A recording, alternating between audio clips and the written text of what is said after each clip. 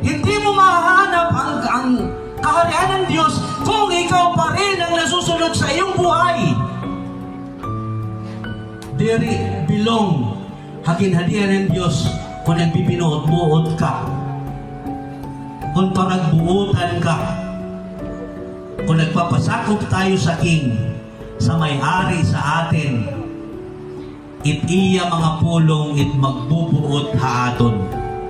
Igsusurrender nato ni daton mga kinabuhi haiya kay hiya it magbubuot haaton.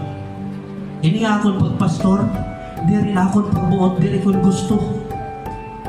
Kaya na akong gusto mag-choreograph, sumayaw, maging sikat nga choreographer, maging mayaman, magkamayadan na mga sasakyan.